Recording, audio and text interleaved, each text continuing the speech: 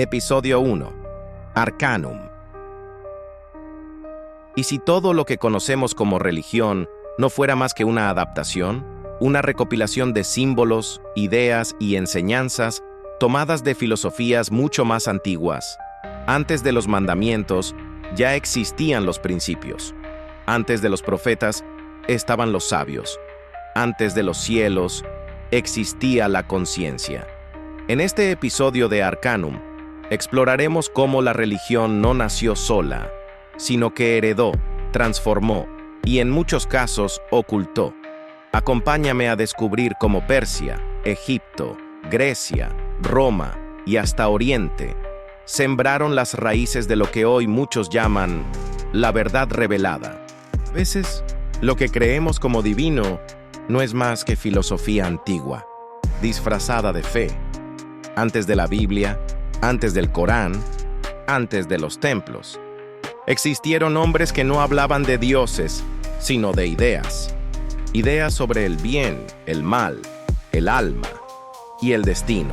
Lo que hoy las religiones predican, ya lo habían pensado los filósofos, pero con otro nombre y con otra intención. Así comienza este viaje, un recorrido por las corrientes de pensamiento que fueron saqueadas por la fe organizada. Todo empezó aquí, en Persia, con un hombre llamado Zaratustra. Zaratustra no hablaba de iglesias ni de pecados. Él hablaba de elegir entre el bien y el mal. Su visión era clara.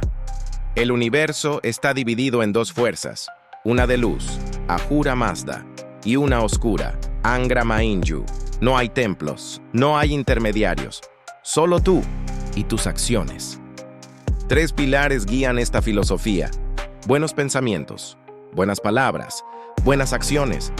Pero Zaratustra no solo habló del bien y el mal, habló también de la muerte y del destino del alma. Según su enseñanza, después de morir, cada alma debe cruzar el puente Chimbat, un puente místico suspendido entre dos mundos. Si fuiste justo, el puente se ensancha y te lleva al paraíso. Si actuaste con maldad, el puente se afila como una navaja y caes al abismo infernal. Esta idea del juicio del alma y del castigo o recompensa eterna aparecería siglos después en el judaísmo y el cristianismo. Pero en Persia ya estaba escrita. El zoroastrismo también hablaba de algo más: la venida de un Salvador, un ser llamado Saoshyant, un redentor que vendría al final de los tiempos, a derrotar al mal y a resucitar a los muertos. ¿Te suena conocido? Un Salvador, un fin del mundo, una resurrección de las almas. Mucho antes del Mesías judío, mucho antes de Jesucristo, ya estaba el molde escrito en Persia. Finalmente, Zaratustra enseñó que habría una batalla final. El bien triunfaría y el mundo sería renovado. La muerte desaparecería y el paraíso sería eterno, ideas que siglos después se convertirían en el corazón mismo del apocalipsis cristiano. Así, mucho antes de las religiones que hoy conocemos, la filosofía persa ya había dejado su huella en la historia de la fe. Una huella que fue tomada prestada, o quizás robada. Continuamos. Después de Persia, el pensamiento cruzó el desierto hasta llegar a las riberas del Nilo. Allí nació una civilización obsesionada con la muerte y la eternidad: Egipto. Los egipcios no hablaban simplemente de dioses, sino de principios cósmicos, de equilibrio, de juicio y de vida después de la muerte. ¿Te suena familiar? Comencemos con lo más impactante: el juicio del alma. Cuando un egipcio moría, su alma era llevada ante Osiris y juzgada en la famosa balanza de Maat. En un lado, la pluma de la verdad. En el otro, el corazón del difunto. Si el corazón pesaba más que la pluma, significaba que el alma estaba cargada de malas acciones y era devorada por un monstruo infernal llamado Amit. Pero si el corazón era ligero, el alma accedía a la Aru, los campos eternos de paz. Juicio después de la muerte, castigo eterno, paraíso celestial. ¿No suena esto al mismo esquema del cielo y el infierno cristiano? Sigamos. Los egipcios creían que el alma tenía varias partes. El Ka, la energía vital, el Ba, la personalidad que viajaba, y el Ak, la forma luminosa que sobrevivía eternamente. Esa complejidad espiritual influenció luego muchas creencias sobre el alma y su inmortalidad. Pero hay más. En el Libro de los Muertos, escrito miles de años antes de los textos bíblicos, yacen fórmulas, plegarias y consejos para guiar al alma. Era un manual espiritual completo. Los egipcios no esperaban un juicio final como evento futuro. Para ellos, el juicio era individual, uno por uno. Cada alma, cada vida, era evaluada con exactitud. Hoy muchas religiones hablan de un juicio personal después de la muerte. Pero en Egipto ya estaba. Incluso los rituales funerarios, la unción del cuerpo, los salmos pronunciados para proteger el alma. Todo eso fue adoptado por las religiones posteriores, especialmente en los funerales cristianos y judíos. Y aquí surge algo más. El Libro de los Muertos contenía también una serie de confesiones conocidas como la confesión negativa.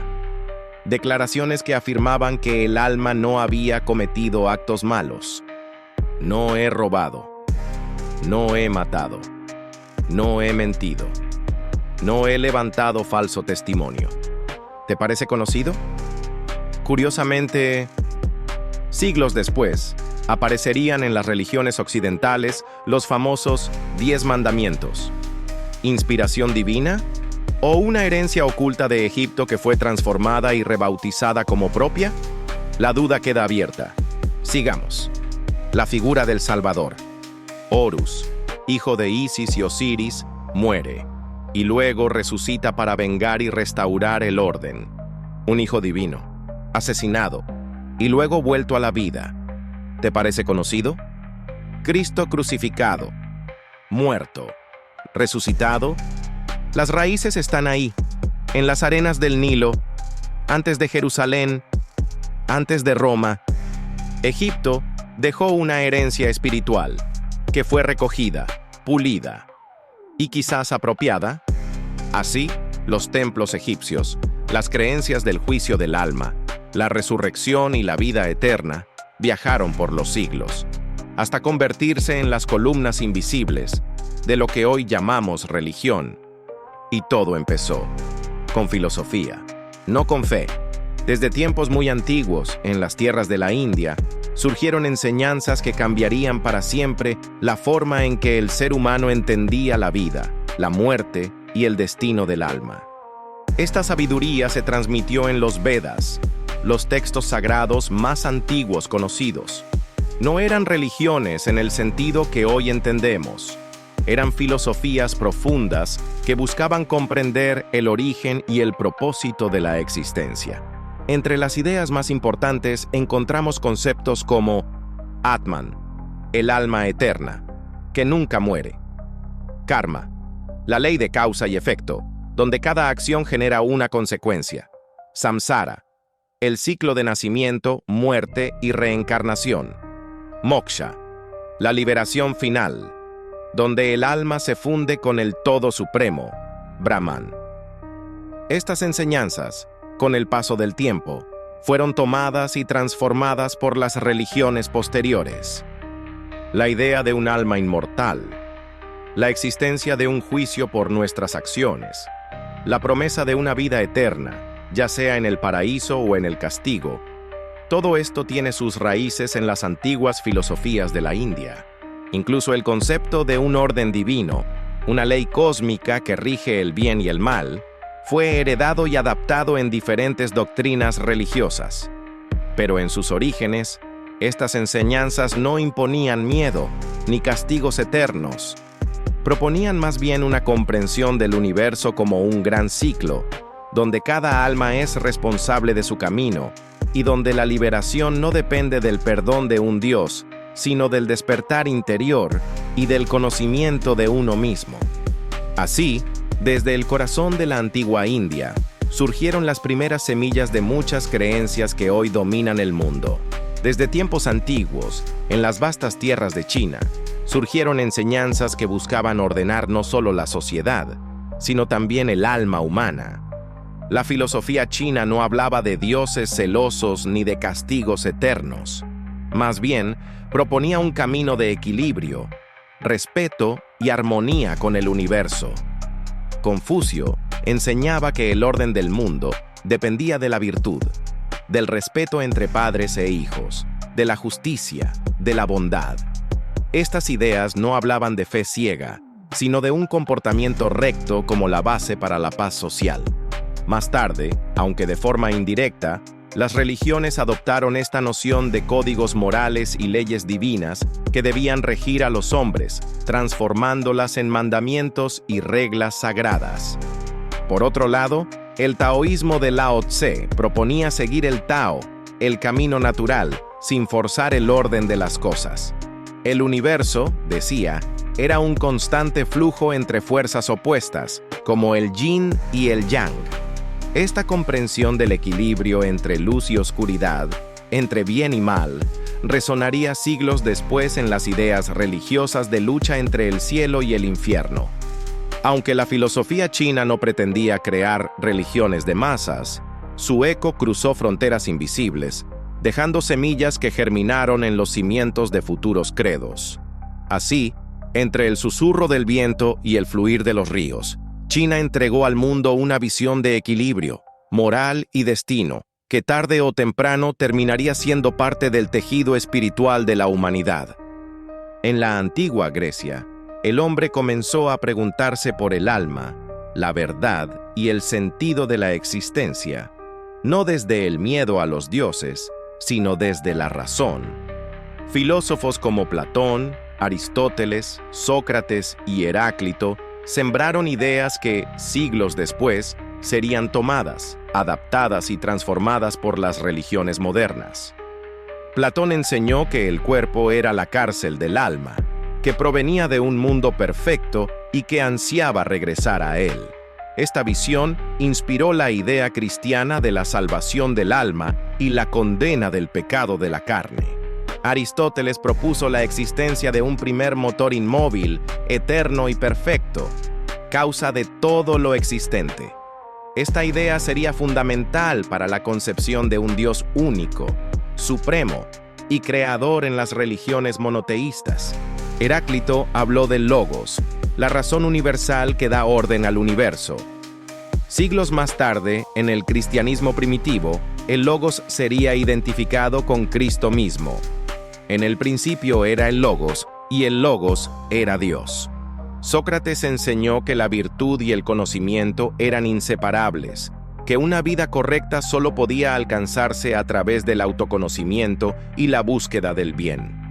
Estas ideas formarían la base de los códigos morales y éticos que luego adoptarían las religiones. La filosofía griega no creó dogmas ni impuso creencias a la fuerza, pero sus conceptos sobre el alma, el juicio de los actos, la existencia de un orden superior y la importancia de la virtud fueron recogidos, reinterpretados y utilizados para construir los cimientos de nuevas fes. Así, en las sombras de los templos y en los textos sagrados, sobrevivieron las voces de los antiguos pensadores, disfrazadas, pero aún vivas.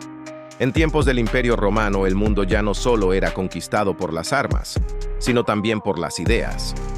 Los romanos, herederos del pensamiento griego, transformaron la filosofía en una guía práctica para vivir, aceptar el destino, actuar con virtud y resistir la adversidad sin quebrarse.